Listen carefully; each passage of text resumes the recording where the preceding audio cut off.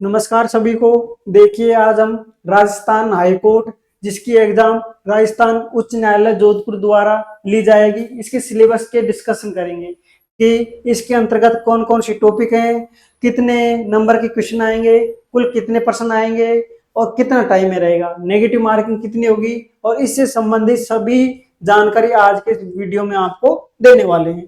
देखिए राजस्थान हाईकोर्ट की एग्जाम जो उच्च न्यायालय जोधपुर द्वारा ली जाएगी। ये एग्जाम के अंतर्गत मुक्त है, 3 टॉपिकों को जोड़ा गया है। ये 3 सब्जेक्ट इसके अंतर्गत मुक्त हैं, जिनमें से एक है हिंदी है, एक अंग्रेजी है, एक राजस्थान की आर्ट एंड कल्चर है। आर्ट एंड कल्चर है, अंग्रेजी है और हिंदी है। इसमें से हिंदी कितने नंबर की है? 40 प्रश्न आएंगे और 40 नंबर की होगी कुल। अंग्रेजी है, कुल 25 प्रश्न आएंगे और 25 नंबर की होगी।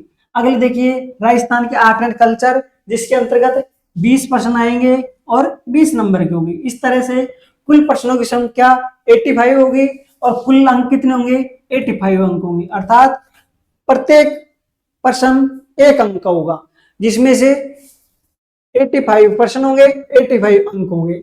ये 85 अंक है, वो आगे देखिए। ये 85 अंक है जो कि लिखित एग्जाम के द्वारा ली जाएगी। देखिए कार्यालय चपरासी समतुल पदों पर चयन प्रतियोगिता परीक्षा के माध्यम से सीधी भर्ती द्वारा किया जाएगा, जिसमें लिखित परीक्षा और साक्षात्कार सम्मिलित है, जो कि क्रमशः 85 और 15 अंक के हैं। अर्थात लिखित परीक्षा है वो 85 नंबर की होगी। लिखित परीक्षा कितने नंबर की होगी? 85 नंबर की होगी। और 15 नंबर के क्या 15 अंक के होंगे? इसके अंतर्गत आपका इंटरव्यू होगा, साक्षात्कार होगा। क्या होगा? इंटरव्यू होगा। इसके अंतर्गत जो पहले 85 नंबर के आधार पर लिखित परीक्षा होगी, उन लिखित परीक्षाओं के 3 गुना अभ्यर्थियों को, कितने? 3 गुना अभ्यर्थियों को इंटरव्यू के लिए बुलाया जाएगा और उन बच्चों का इंटरव्यू लिया जाएगा। इंटरव्यू 15 नंबर का होगा और 15 नंबर के आधार पर उनको अंक दिया जाएगा। और जो फाइनल मेरिट बनेगी वो किस किस के आधार पर? ये फाइनल मेरिट है वो 85 और 15 दोनों अंक के आधार पर मिला के कुल 100 नंबरों में से आपकी क्या बनेगी? मेरिट बनेगी, कितने नंबर आप ला रहे हो। आगे समझ में। आगे देखिए इसके एग्जाम है वो पैटर्न है वो किस लेवल का रहेगा? वो एग्जाम का पैटर्न 10th लेवल का मैट्रिक स्तर के बहुस्तरीय बहुविकल्पी प्रश्न होंगे। अर्थात 10th लेवल का इसका 10th लेवल का इसका लेवल रहेगा और विकल्प है जो प्रश्न वो बहुविकल्पी होंगे, अर्थात ऑप्शन आधार पर इसकी एग्जाम होगी। देखिए गलत अंक के लिए नकारात्मक अंक नहीं होगा, अर्थात इसमें नेगेटिव मार्किंग नहीं होगी। किसी भी गलत क्वेश्चन के लिए आपका प्रश्न का आधार पर अंक नहीं काटे जाएंगे। चयन के लिए लिखित परीक्षा, साक्षात्कार, प्राप्त कुल अंकों के आधार पर मेरिट लिस्ट तैयार की जाएगी। जो मैं आपको मैंने पहले बता दिया कि 85 क्वेश्चन और 15 क्वेश्चन दोनों मिला के 100 क्वेश्चन हो रहे हैं और 100 नंबर के हो रहे हैं, उसी के आधार पर इसकी मेरिट होगी। आगे देखिए इसके अंतर्गत कौन कौन से टॉपिक हैं। मान लो आपके दे रखी है हिंदी जो 40 नंबर की आएगी, इसमें कौन कौन सी टॉपिक है। अंग्रेजी है 25 नंबर की है, उसमें कौन कौन से क्वेश्चन आएंगे। अगले आर्ट एंड कल्चर है 20 नंबर की है, 20 प्रश्न आएंगे, कौन कौन से प्रश्न आएंगे उनके हम टॉपिक देखते हैं। आगे देखिए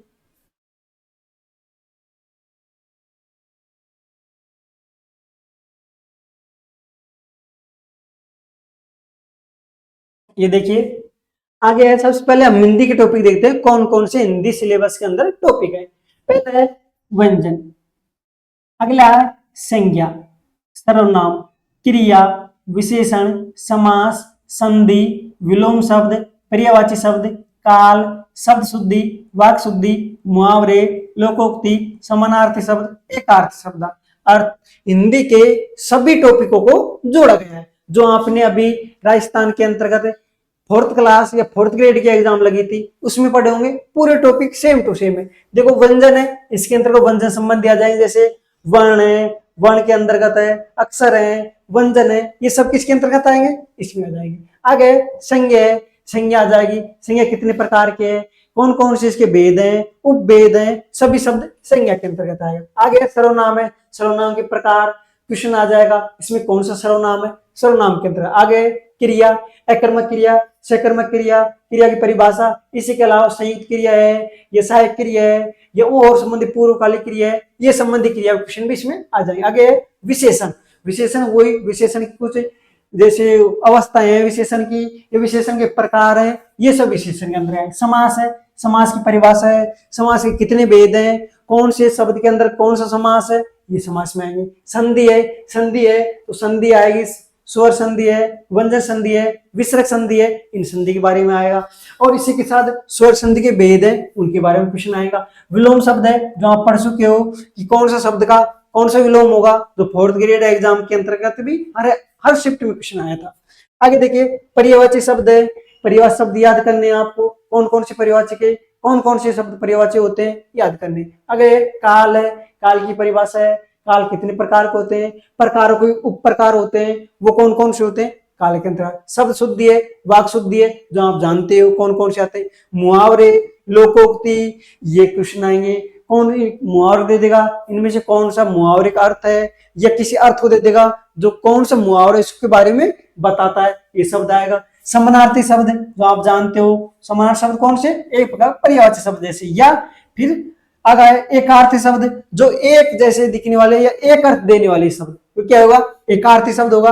आगे देखिए ये हमारे हिंदी का सिलेबस होगा, कंप्लीट हिंदी है हमारी। आगे देखिए अंग्रेजी, अंग्रेजी है जनरल अंग्रेजी है, कौन से 10th लेवल की आएगी, आगे अधिक लेवल नहीं आएगी, 10th लेवल के अंदर। कौन कौन से टॉपिक है जिसके अंदर टेंस है, टेंस के तीनों प्रकार आएंगे, जैसे प्रेजेंट है, पास्ट है, फ्यूचर है, तीनों टेंस है। इसमें कौन सी एच भी आएगी, या वर्ब भरवा संबंधी क्वेश्चन आ सकता है वर्ब भरने के लिए। अगला है आर्टिकल्स, आर्टिकल्स के अंतर्गत आएगा कौन में आर्टिकल लगेगा, ए कहां पर लगेगा, एन कहां पर लगेगा, द कहां पर लगेगा, या फिर कहां पर आर्टिकल का यूज नहीं होगा, वो आर्टिकल के इसमें आएगी। अगला देखिए एक्टिव हुई, पैसिव हुई, अर्थात ए भी पी भी दोनों आएगी इसके अंतर्गत। एक्टिव वॉइस को पैसिव वॉइस में बदलाएगा, पैसिव वॉइस को एक्टिव वॉइस में बदलाएगा।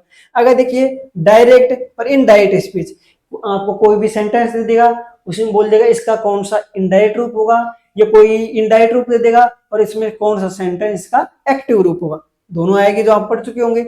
मॉडल, पूरे मॉडल आएंगे, कैन, कुड, मे, माइट, वो मॉडल आएंगे। और उसमें कौन कौन से मोस्ट इंपोर्टेंट, कमांड है, रिक्वेस्ट है, परमिशन है, प्रोबेबिलिटी है और ऑब्लिगेशन है। ये मैक्सिमम इन पे ध्यान देना है, और तो सभी पढ़ना है इनको, क्योंकि हमारे मेंशन कर रखे हैं टॉपिक। आगे देखिए सिनोनिम्स है, एंटोनिम्स है, वन वर्ड है, मतलब कि सिनोनिम्स, एंटोनिम्स, वन वर्ड, ये हमारे क्या आगे वोकैब को टॉपिक आ गए। आगे देखिए जेंडर है, जेंडर है, एडजेक्टिव है, वर्ब है, एडिटिंग और ओमिशन है, अरेंजमेंट है, सेंटेंस या कॉम्प्लेक्स कंपाउंड सेंटेंस और वोकैबुलरी। जेंडर आएंगे, जेंडर के प्रकार आएंगे, ये जेंडर कुछ टाइप के होते हैं, या आपको दो किसी शब्द दे दिया जाएगा और उसका जेंडर चेंज करवाएगा। आगे एडजेक्टिव आ जाएगी, एडजेक्टिव के आधार पर यहाँ पर आपको डिग्री की फॉर्म भरवा सकता है, ये पूछ सकता है कौन सी डिग्री है, या इसी को रिलेट करते हुए आर्टिकल से पूछ सकता है। आगे देखिए वर्ब है, वर्ब भरवा लेगा, जो वर्ब वहां पर अधिकतर टेंस पढ़ोगे तब इसमें साथों वर्ब को भी पढ़ लोगे टॉपिक को। आगे एडिटिंग या ओमिशन है, कोई भी आपको सेंटेंस दे देगा, उसमें बताइए कौन सा एरर है, ये एरर है तो आप उसमें कौन सी एडिटिंग करोगे, या कौन सा शब्द उसमें एक्स्ट्रा है जिसको हटाना है, इसी संबंधी आएगी। अगले अरेंजमेंट ऑफ सेंटेंस, सेंटेंस का अरेंजमेंट करेगा। मान लो आपको कोई सेंटेंस दे दिया, उसको 4 पार्ट में या 5 पार्ट में बांट देगा, फिर बोलेगा इसको आगे पीछे कौन सा अरेंज होगा, ये फिर आपको 5 या 4 या 3 कितनी लाइन दे दी जाएगी, उसके आधार पर उसको अरेंज करने की बोलेगी, अरेंजमेंट ऑफ सेंटेंस। अगर आ रहा है कॉम्प्लेक्स और कंपाउंड सेंटेंस, मतलब सेंटेंस के प्रकार है, सिंपल है, कंपाउंड है, कॉम्प्लेक्स है, वो सेंटेंस प्रकार आ जाएगी। आगे वोकैब, वोकैब का ये टॉपिक है जो आप ये पढ़े, ये वोकैब के टॉपिक है, ये वाले ये वोकैब का टॉपिक है जो सीधा इसमें दे दी, ये टॉपिक है वोकैब वाले टॉपिक है। ये हमारे हिंदी हो गई, ये अंग्रेजी हो गई। आगे देखिए आगे कौन सा है,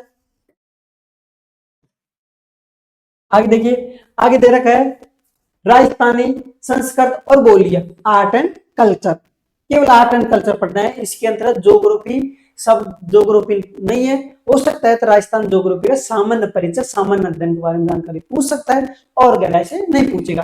केवल हमें आर्ट एंड कल्चर पढ़ना है, सामान्य अध्ययन पढ़ना है, क्योंकि वो क्वेश्चन सामान्य जानकारी के रूप में आ जाता है, न कि आर्ट एंड कल्चर के रूप में। तो वो टॉपिक पढ़ना है, और आर्ट एंड कल्चर है ज्योग्राफी पॉलिटिकल या इंडिया की ज्योग्राफी पॉलिटिकल या इंडिया के आर्ट एंड कल्चर कुछ भी नहीं पढ़ना है, केवल और केवल राजस्थान के आर्ट एंड कल्चर पढ़ना है। देखिए कौन कौन से हैं। राजस्थान की लोकोक्तियां, तुम बोलोगे सर ये लोकोक्तियां हिंदी का टॉपिक होता है, बिल्कुल हिंदी का टॉपिक है, लोकोक्तियां लिखा होगा। देखिए ये, लेकिन ये लोकोक्तियां हिंदी संबंधी आएगी, लेकिन राजस्थान में कुछ प्रचलित लोकोक्ति हैं जो हिंदी में भी है और वो राजस्थान की लोकोक्ति प्रचलित है, तो ये हिंदी में भी आ जाएगी और आप आर्ट एंड कल्चर में भी पढ़ लोगे। वही कहावत है, वही मुहावरे जो हमारे ग्रामीण लोगों के द्वारा आर्ट एंड कल्चर या ग्रामीण संस्कृति में प्रचलित होती है, वो पूरे आ जाएंगे तीनों। आगे देखिए राजस्थान की बोलियां, जो स्पष्ट टॉपिक दे रखा है, इसी ध्यान से पढ़ना है। क्वेश्चन इससे अधिक क्वेश्चन बनेंगे, लगभग इसमें से 20 क्वेश्चन आ रहे हैं, तो हो सकता है 2 क्वेश्चन 3 क्वेश्चन एक ही टॉपिक से आ जाए। आगे समझ में, आगे देखिए राजस्थान की भौगोलिक स्थिति, देखो ये आ गया, मैंने बोला था ना आपसे ये टॉपिक मेंशन है यहाँ पर, देखो आर्ट एंड कल्चर देगा, लेकिन फिर भी क्वेश्चन पूछ रहा है क्योंकि ये सामान्य अध्ययन के अंतर्गत आता है। देखिए राजस्थान के ऐतिहासिक व्यक्तित्व है, जैसे ये आर्ट एंड कल्चर के अंतर्गत आ जाएगा, यहाँ पर इसको हिस्ट्री मान सकते हो, जिनका महत्वपूर्ण योगदान रहा, कौन कौन से व्यक्ति है जिन्होंने राजस्थान की संस्कृति में अति महत्वपूर्ण योगदान दिया, उनकी जीवन से संबंधित और उनके व्यक्तित्व कुछ ऐतिहासिक घटनाएं पूछ सकता है। जैसे राजस्थान के पहनावे वेशभूषा है, राजस्थान के मेले त्योहार आर्ट एंड कल्चर के टॉपिक है। आगे देखिए राजस्थान के प्रमुख धार्मिक दार्शनिक स्थल, कौन कौन से धार्मिक स्थल है, इसमें लोक देवता लोक देवी भी आ जाएगी, क्यों धार्मिक स्थल लोक देवता लोक देवी संतों से जुड़े हुए होते हैं, तो इनडायरेक्ट रूप से टॉपिक तो वही है।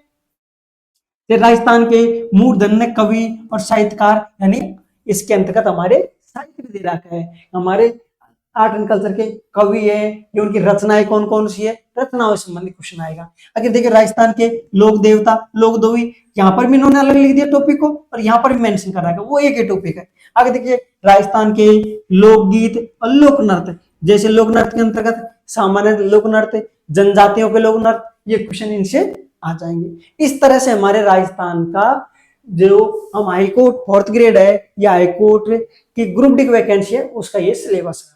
ये सिलेबस अति इजी भी है और सरल भी बोल सकते हो यहाँ पे, क्योंकि अधिकतर अभी लोगों ने राजस्थान के 4th ग्रेड की एग्जाम दी थी, जिनके बच्चों के अच्छे परसेंट बैठ रहे हैं या जिनकी मैथ अच्छी थी, या तो वो साइंस बैकग्राउंड से थे या फिर उनकी मैथ में अच्छी पकड़ थी, तो मैथ में अच्छे होने के कारण उन्होंने पेपर को अटेम्प्ट किया और मैथ में अच्छे क्वेश्चन ले आए, क्योंकि मैथ का लेवल अच्छा आया था। अभी आई जैसे 4th ग्रेड के आधार पर लेवल अच्छा था, इतना हार्ड भी नहीं था, लेकिन 4th ग्रेड के आधार पर लेवल अच्छा था।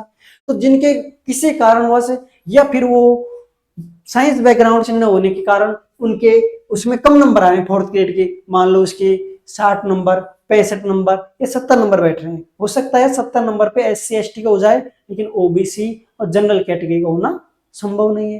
तो वो बच्चे जो मैथ में कमजोर है, तो वो बच्चे इसकी तैयारी कर सकते हैं, बहुत अच्छा अपॉर्चुनिटी है। लगभग मानो आप 5670 वैकेंसी के लगभग राजस्थान के ग्रुप डी के अंतर्गत वैकेंसी हाईकोर्ट के अंदर, ये भी वो चतुर्थ श्रेणी के, ये भी चतुर्थ श्रेणी के एग्जाम, वही एग्जाम है और वही आदमी का पद मिलेगा। लगभग इसके अंतर्गत देखिए एग्जाम कब लगेगी, तो मानना है लगभग दिसंबर 2025 के अंतर्गत एग्जाम लगने वाली है। तो अभी आपके पास प्रॉपर टाइम भी है, मान लो आप 4th ग्रेड एग्जाम से फ्री हो गए हो, उसमें नंबर कम बैठ रहे हैं और आप सोच रहे हो किसकी तैयारी करो, सबसे बेस्ट है कि आप ये राजस्थान 4th ग्रेड की कम नंबर होने का आप हाईकोर्ट की ग्रुप डी की वैकेंसी तैयारी कर सकते हो, क्योंकि 5670 बहुत अच्छी वैकेंसी होती है। और जो बच्चे के मैथ में अच्छे थे या उनका पेपर अच्छा हुआ, वो तो चतुर्थ श्रेणी के अंतर्गत ही लग जाएगा राजस्थान की, क्योंकि 53,000 के लगभग बहुत वैकेंसी होती है। और जो बच्चे मैथ में कमजोर थे या किसी और कमजोर रह गई, तो इसमें तैयारी कर सकते हैं। वो बोलोगे सर हमारी अंग्रेजी है, वो बैकग्राउंड से नहीं है, ये अंग्रेजी में हम वीक है, तो इसका भी अच्छा है, क्योंकि अंग्रेजी इसमें अधिक नंबर की नहीं है। अंग्रेजी कितने नंबर की थी, हमने देखा था 25 नंबर की। दोबारा देखिए अंग्रेजी कितनी है, ये देखिए अंग्रेजी कितनी है, 25 नंबर की अंग्रेजी है। 25 नंबर की अंग्रेजी में से आप मानो 25 नंबर की अंग्रेजी में से आप 15 नंबर के कर लेते हो, तो और सब्जेक्ट हिंदी आप आराम से कर सकते हो, जो आपने अभी हाल ही चतुर्थ श्रेणी के अंतर्गत पढ़ा है। अभी आर्ट एंड कल्चर है, उसको पढ़ सकते हो, क्योंकि आपने अभी पढ़ा है और अभी आपके पास प्रॉपर टाइम भी है, क्योंकि सितंबर निकला है, अक्टूबर है, अभी आपके पास अक्टूबर है पूरा, अभी आपके पास नवंबर है और दिसंबर है। लगभग मान लो दिसंबर को ये लगभग आधे दिसंबर के लगभग लगे, तो आपके पास अभी भी 2.5 माह के लगभग आपके पास टाइम है, तो आप अभी भी अंग्रेजी को कवर करो और सब्जेक्ट आपके पहले से कवर है, तो ये हो जाएगी। तो अगर आप उसमें रह जाते हो तो ये वैकेंसी को आप बहुत अच्छी तरह से प्राप्त कर सकते हो। तो अगर आपको ये इंफॉर्मेशन अच्छी लगी हो तो एक बार वीडियो लाइक करें, शेयर करें, सब्सक्राइब करें। साथ ही आपको ये सिलेबस है उसकी संपूर्ण पीडीएफ है ये हमारे टेलीग्राम चैनल पर डाल दी जाएगी। Thank you.